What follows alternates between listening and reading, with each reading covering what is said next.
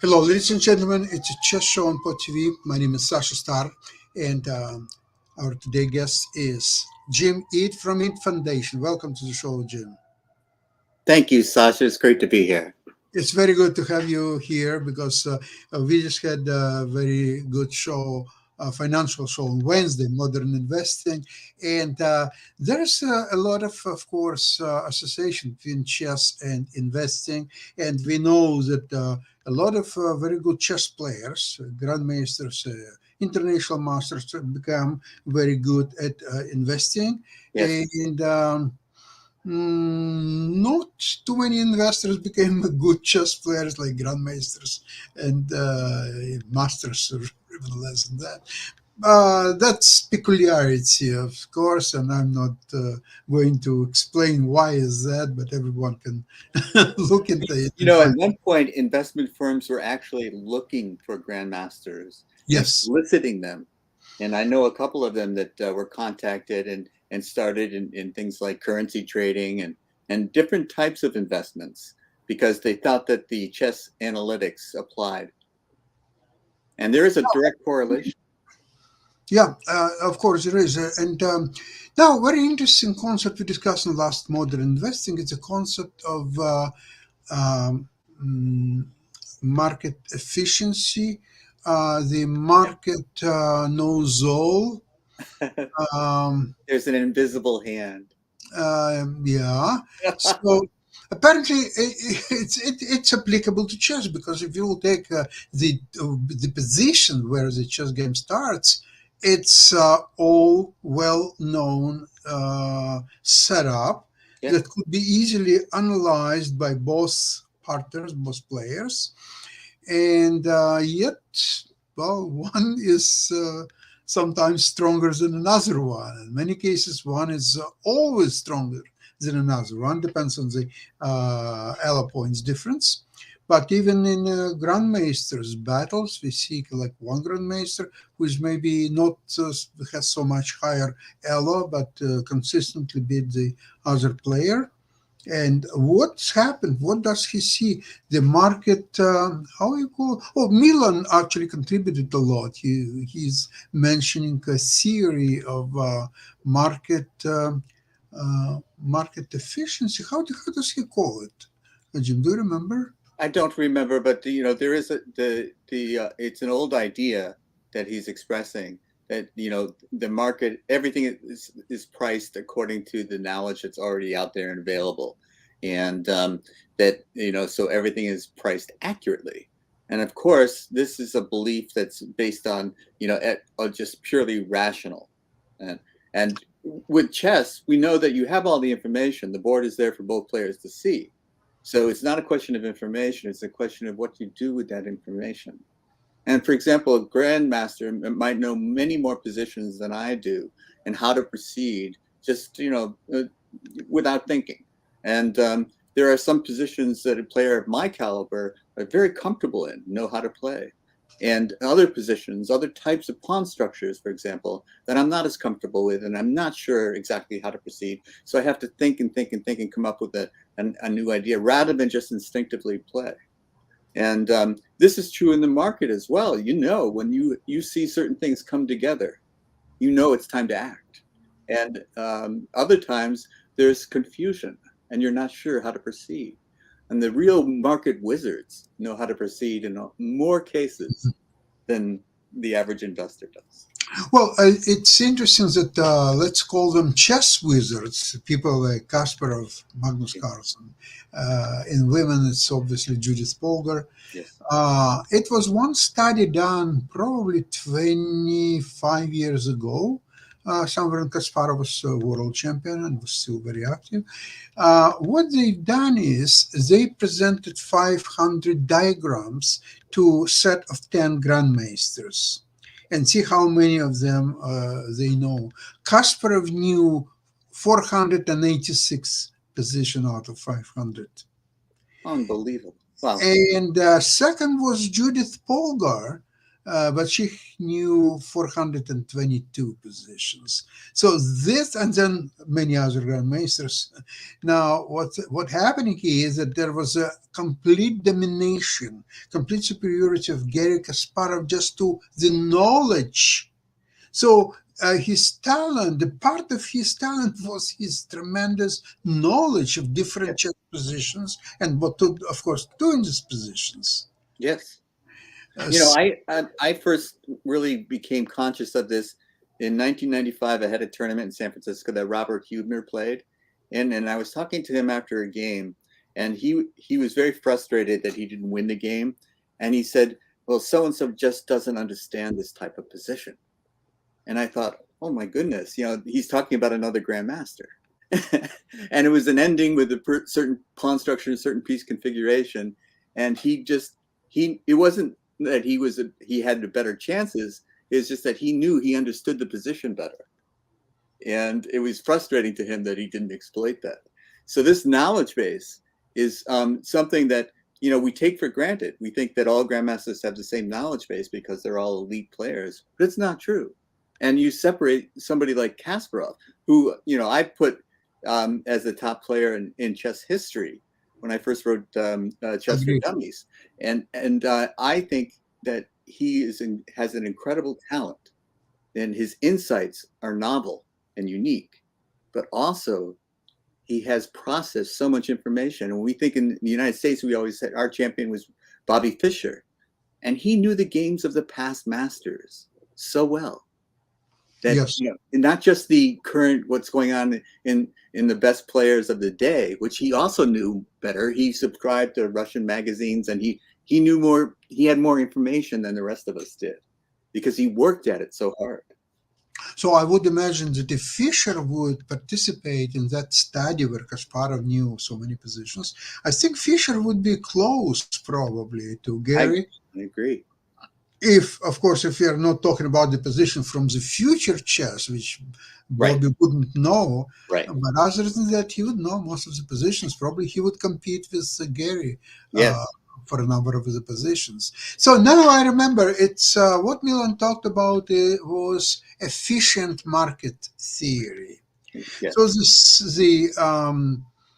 it is believed that if you take a market as a whole or any stock, all information available about that stock or the market as a whole is in the price of that stock. So now, let's see if that's true.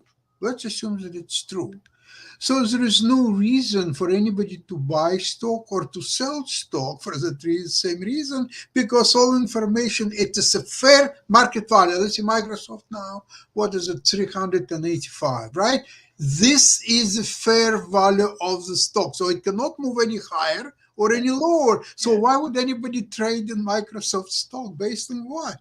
Yeah, it's absurd on its face because, the stock prices are never entirely accurate.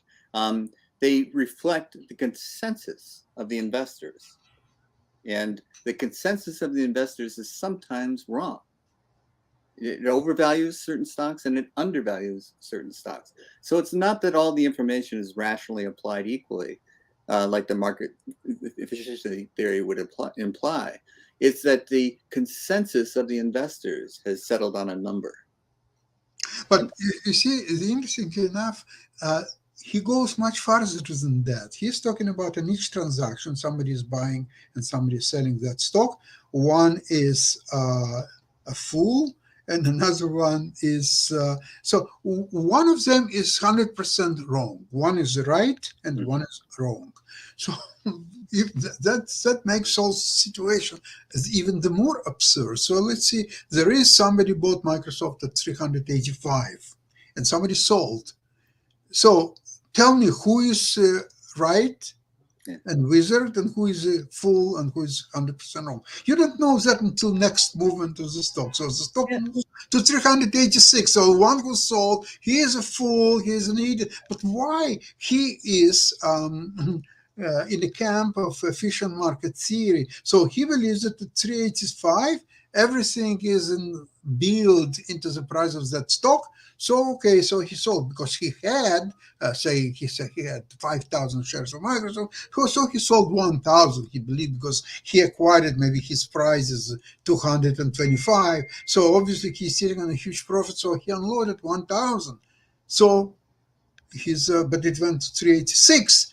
So he lost just $1,000 in a moment. He's a fool. He's an idiot. In fact, he made a huge profit on buying it several months ago at 225 and But selling that's at it. 385. Yes, you have to know what your own abilities and expectations. Like if I've doubled my money, I don't feel like a fool if I sell a stock and it goes higher. I feel like, wow, I doubled my money. And I also in chess, when someone could point out that, hey, Jim, you won the game, but you had a better move here. And I'm thinking it doesn't really matter to me that I didn't play the perfect game. What I did do was steer a game into a path that I knew I could win. I was comfortable and converting the win in this position. And if I played a different move, perhaps the computers would tell me it was superior, but I might not have been comfortable in that position. I might not have calculated properly. I might not have found my way. So sometimes the decision that you make, if you know what you're doing, is the best decision for you. Especially it's evident, so let's call it efficient chess theory. Uh-huh. So let's see if you take any game and with more or less equal position, and you take computer evaluation. Computer shows white is plus 0.6. So what would you assume is that white has a fairly small advantage, and most likely it's not sufficient enough to win the game, but at least you're not in danger of losing, most likely, and you can reasonably continue the game with expecting certain result. Now, if you're talking about advantages, say 1.2. Now, 1.2 is already something. It's More means that tangible. black has to work really hard to equalize, and you have actually very good practical chances. Yes. So, as an efficient chess theory, at the valuation of 1.5, black would have to resign and white will win simply because it's too large advantage. Is Yeah. that you agree with that? No, I don't, because I have defended lost positions many times and have come out victorious. And my favorite annotation in the informant codes we used to have a question mark for a very dubious move, but an exclamation point followed by a question mark was my favorite type of move to play Hmm. because usually it rattled my opponent. And if it rattled my opponent because it wasn't necessarily 100% sound, I but think it's an unexpected effect. it That's had what that move that, creates. yes, and that effect can change the dynamic of the game, and only humans can sense that. And Yeah. computers are useless in that. They can say that the evaluation went from plus zero point 0.1 to minus zero point 0.1, and that's useless information to me. Did the exclamation question mark move have the desired effect on my opponent or not? Hmm. Very, very well. So I think this chess game on a very high level, it's overly analyzed. The computers analyzing very deep in some lines, going into 15, 20 moves, if not more. Um, it's more interesting situation in women's chess, and I don't understand why. Because do men have better memory and memorizing computer lines better than women? I don't think that they have better memory capacity. I think women are naturally more fighters at the board than analyzers.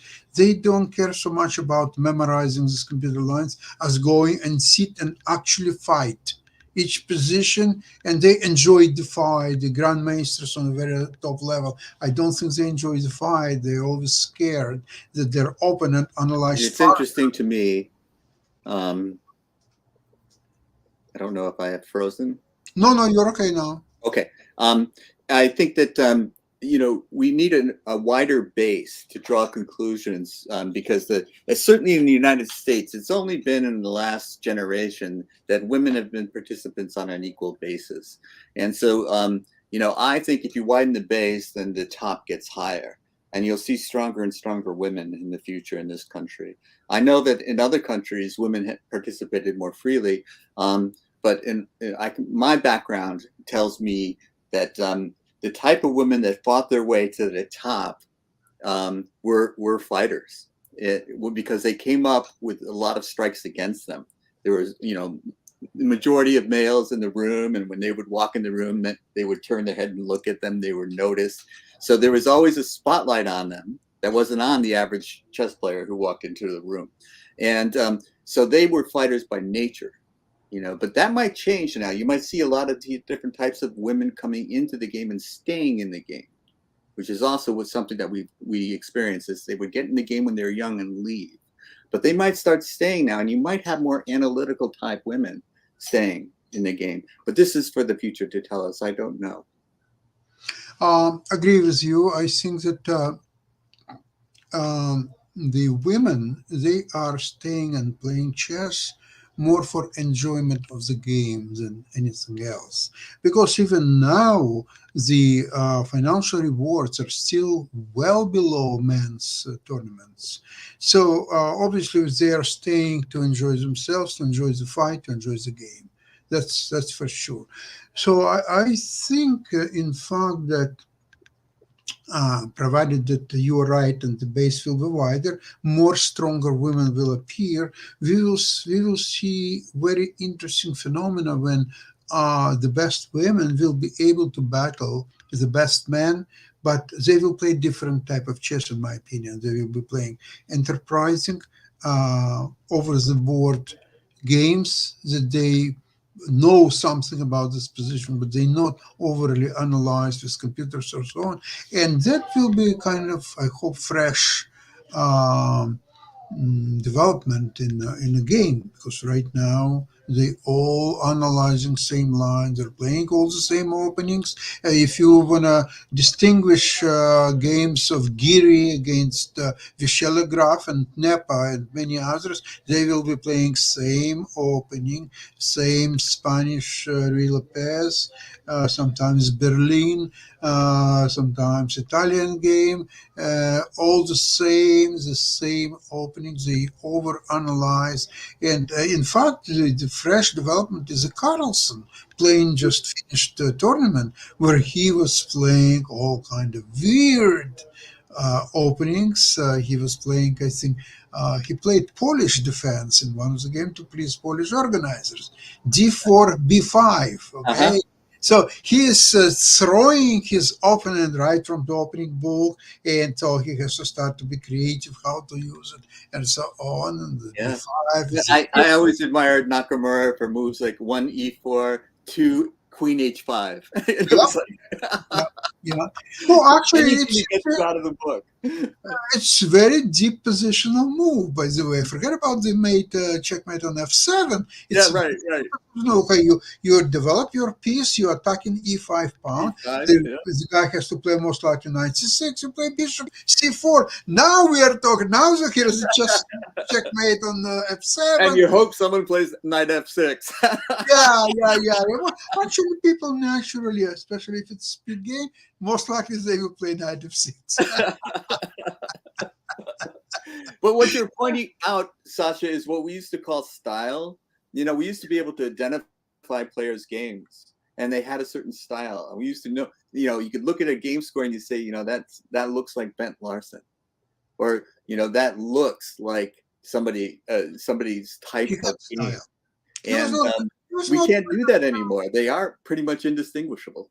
Now, Bent Larsen was not the strongest grandmaster in his time. He was probably in top 5 in his best days, but his games were absolutely unique. He played different openings, and sometimes he paid for it, like in a game against Spassky in a world team match. Russia against the rest of the world. Yeah. Now, but again, if you take games of Yefim Geller, they're so different from Smyslov. The game Yeah. of Bronstein are so different from Korchnoi. For example, there are so Or Tal deep, versus deep. Botvinnik. It was like, Yeah, the, exactly. yeah, it's a marvel that they had such ability to express themselves. And it Open doesn't apply source. just to Russia because Reshevsky had very different style from Fischer, for Yes. example, and Portish style was very different from, let's see, somebody from that part of the world, say Hubner, maybe. So that was a name of a grandmaster would suggest a certain style, certain game, certain level now. Today, the name doesn't say anything. Uh-huh. They're all playing the same games. They're all playing the same openings because the programs what they're using Stockfish 18. So this guy uses Stockfish 18, and this guy is using version. So the only real competition between them is that this guy worked many more hours and allow computer continue to explore certain line until move 22, and this guy stopped at move 20 and went to the bar to have a beer. So Yeah. this guy analyzed two moves more than this guy, so he's got an advantage. Well, I used to like to analyze players especially when their style was similar to mine. And like, for example, I loved Yasser Serouan's games. I understood. I couldn't play as well as he did, but his thinking was, I understood it and could explain his moves. And someone like Shabalov, I couldn't explain his games. And Serouan was probably the stronger player, but they're both great grandmasters. But Shabalov's moves were of a different style, and I didn't quite understand it as well. Shabalov's style, in my opinion, are similar to Shirov, and they're both from Latvia, from Riga. Another person I couldn't explain his games. Yes. Yeah. I think they're all both very tactical players, Right. and they create positions that may not be even familiar well to themselves, but they're unfamiliar to their opponents. And To now they me, yes, start, yeah, absolutely. they're And I creative. think even if they knew they were slightly worse, they didn't mind because the position was Absolutely. unfamiliar. Yeah, and the position Very was careless. we were creating were very full of surprises, the tactical wizardry, and Yeah. they were very suited to their style, and Yeah. they didn't care about it. They didn't look at on computers this position because they have their computers right Yeah. there. Yeah, I really admired their games. I just couldn't follow. I couldn't, like, I would stop on the demo board and look at their game, and I would go, I'm not sure who's winning.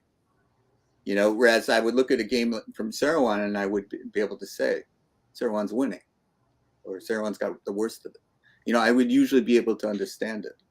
And so, this is a question. And now what you're saying, and I will second it, is that now it's less likely to know the type of position tells you what the type of player.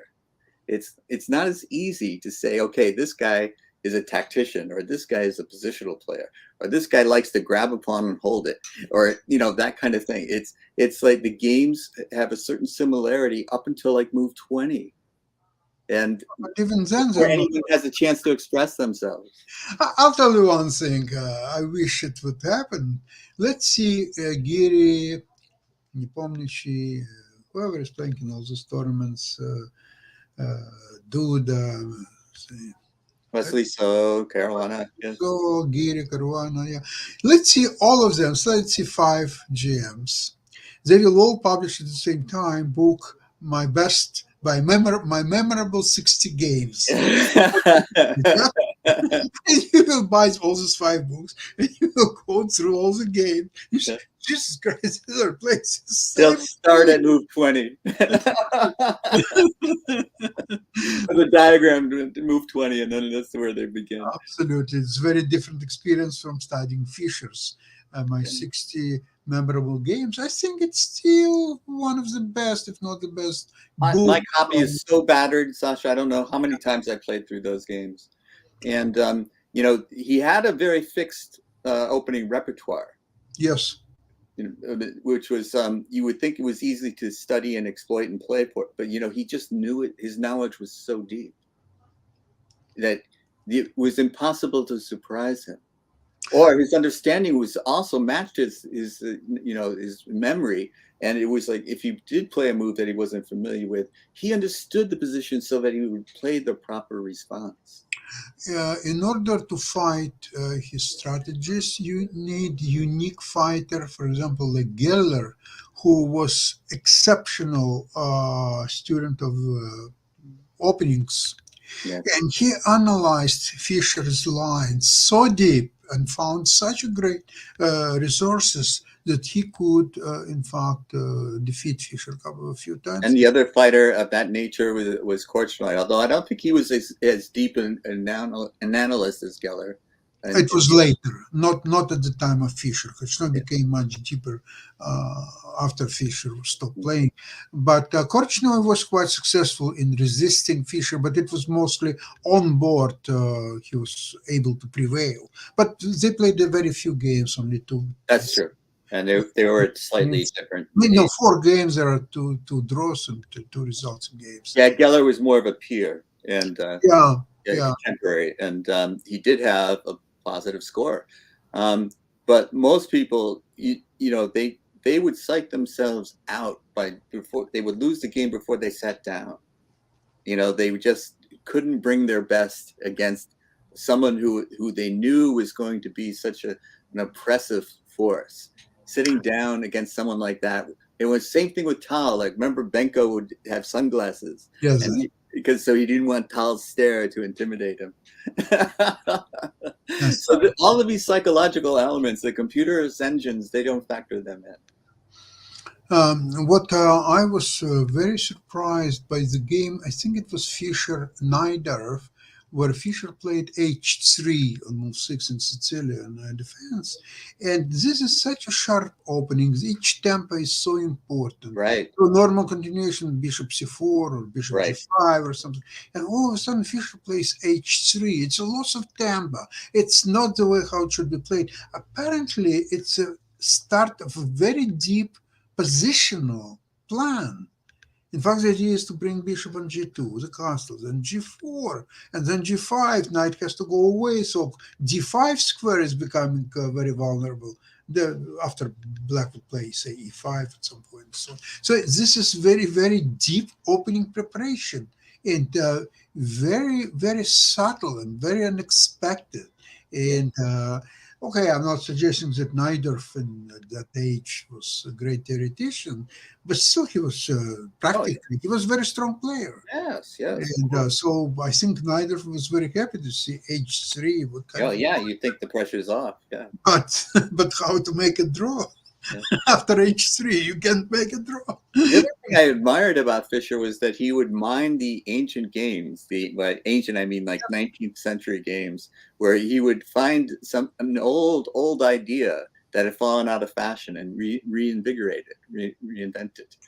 So this is another example of efficient chess theory. Yeah. How Fischer came up with the move h3. So this position is known for ages. So everybody is playing bishop c4 or bishop g5. The end of story. So you have to analyze what black will play on bishop c4, what black will play on bishop g5, but what black will play on h3. Yeah. And also, Sasha, it was one of the frustrating things about chess was like that somebody would be someone like Fischer. Like all of a sudden, there were so many players that had Fischer's repertoire. It was all King's Indians and all Sicilian Najdorfs and all, everybody board after board after board, So I couldn't stand playing into those types of positions because I wasn't interested in how much homework you had done. I wanted to know how good a chess player are you. So I just wanted to get it out of the opening alive with chances for both sides. It's the only goal that I had. And creating, they weren't the most dynamic opening systems, but I used to use things that Larson would use, and because people didn't know them. And that was my best way to get an advantage, was to play something that someone didn't know, so that the market efficiency wasn't a question. there wasn't an adequate amount of information for these people. Because if you played into their wheelhouse, your chances were less than, if you got them fighting on even ground. Okay, Jim, listen, I would like to thank you so much for today's program. And Always my I pleasure. think when next on Wednesday on Modern Investing, we'll have Milan with us, and we'll ask him everything what he knows about efficient market theory, Yes. and we'll discuss it. Well, we can't team up on them. I like both of your ideas. So I know. Oh, by the way, you know that Jim Cramer, he named his dog NVIDIA. Oh, really? The best story I've heard. The dog must be very happy. Jim, thank you once again. Thank you to everybody, and we'll see you on Chess Show next week, Friday or not, Saturday, and on Wednesday for Modern Investing. Welcome. See you then, Sasha. Bye-bye.